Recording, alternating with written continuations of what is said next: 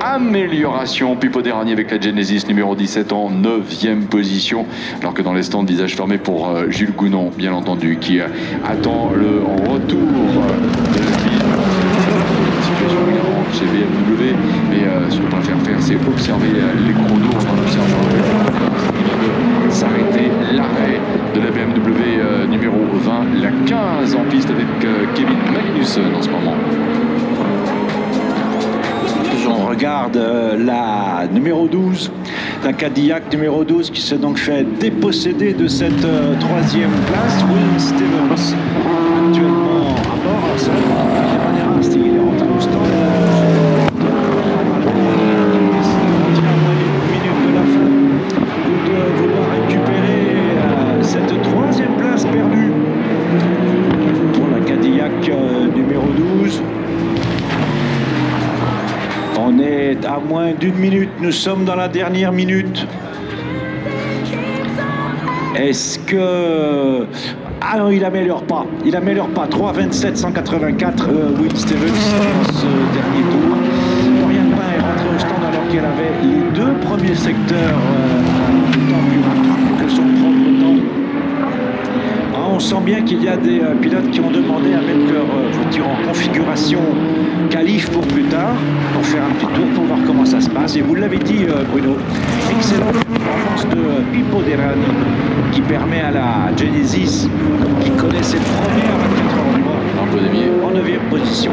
Alors, de fait, drapeau jaune, mais je pense que c'est évidemment pour signaler le ralenti de l'Alpine numéro 36. Et c'est bien de le remarquer. Je remercie aussi ceux et celles qui nous alertent avec les messages des réseaux sociaux. Le numéro 9, Jonas est sorti pour effectuer au moins un tour de vérification dans les temps, avant effectivement que le feu ne s'affiche rouge à la sortie de la médaille comme il est maintenant, puisque c'est la fin du temps réglementaire, à la fin des 3 heures d'essai libre.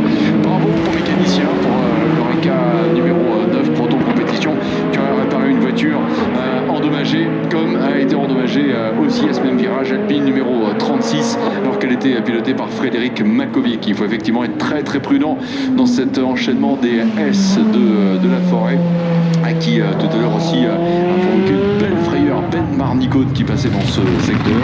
Et malheureusement, grosse touchette pour l'Alpine numéro 36, même si la voiture est roulante, mais elle avance en crabe. Et ce sera pour Frédéric Makowiecki. Oh, il y a une inspiré par ça.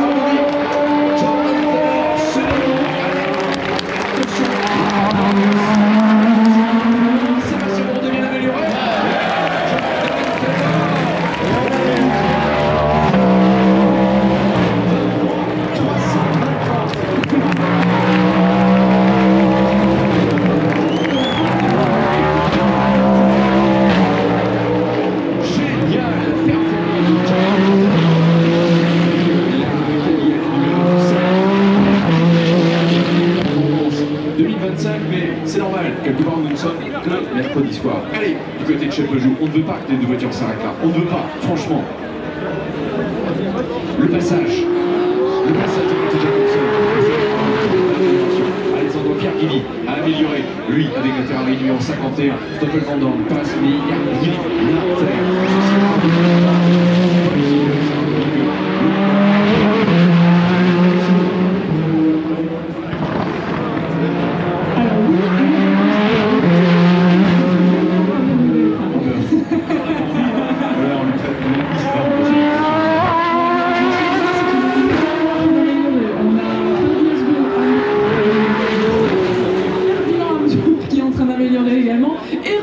Donc on n'a pas fini cette qualif, c'est impossible de vous dire qui va garder cette pole position. C'est sûr que Jordan Taylor il a fait un magnifique tour, mais ça se joue encore à pas grand chose pour le top. Mais on rappelle que l'enjeu dans cette qualif, c'est pas vraiment qui termine premier, c'est bien d'être premier évidemment, mais c'est surtout qui sont les trois derniers. Et ici, malheureusement, on retrouve toujours les deux Peugeot et la Ferrari F-Corse numéro 83. Bon, allez, bon, en tout cas, ce qu'on peut dire, c'est que tout le monde est en train Je suis désolé, mais je pense que la Ferrari, ça passera pas. Par contre, les deux pilotes Peugeot, là, se donnent à fond. Je peux vous le dire, s'il y a des supporters Peugeot Total Energy, il va falloir vous donner à fond, vous aussi. Attention, est-ce que René Rast, oui, René Rast avec la BMW numéro 20 peut repasser devant. René Rast qui arrive en ce moment dans l'enchaînement des virages du karting. Le temps est corner tout de suite. Voilà, il y est à l'instant le pilote de la BMW numéro 20. Est-ce qu'elle peut repasser en tête cette voiture? J'ai l'impression que oui, Sarah Bovy. Secteur 1, c'était pas mal. Secteur 2, c'était excellent. Le secteur 3 va se terminer maintenant. Attention au passage dans la chicane du raccordement Motul. Grosse pression sur la pédale d'accélérateur. Et le passage de la BMW numéro 20. J'ai l'impression qu'il a perdu dans la dernière chicane, finalement. Mais quelle belle performance. Deuxième, malgré tout, avec peut-être aussi oui, c'était... Rappelons-le, on va également suivre la progression des deux Peugeot. Elles sont à mi-parcours à peu près entre Mulsanne et Indianapolis. Ces perspectives de tour assez claires pour les deux. 1, Jordan Taylor, Cadillac numéro 101. 2, la BMW de René Rast. 3, Kevin Magnussen. 4, l'Alpine Ferdinand Hansburg.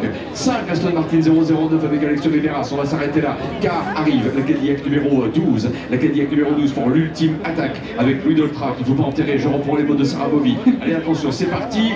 Top, franchissement en ligne. Oh, meilleur temps, 3:23 148. Sébastien Bourdais passe 3:23 485. Quatrième chrono pour Sébastien Bourdais.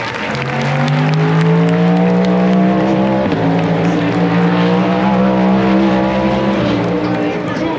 Alors, je pense que Stoffel il était quand même pas mal. On va voir. Un secteur 2, il est en avance quand même, hein, Maltais. Son propre temps, mais, mais il est quand même un peu loin du top 4.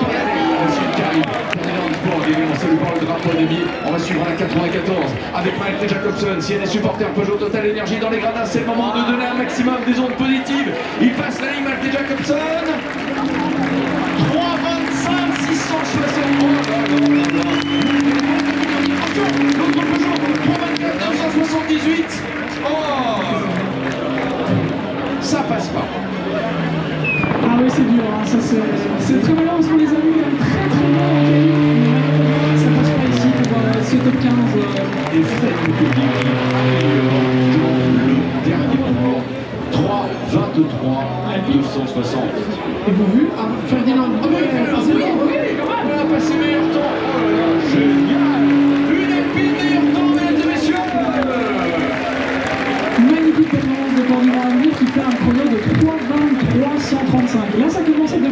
sérieux.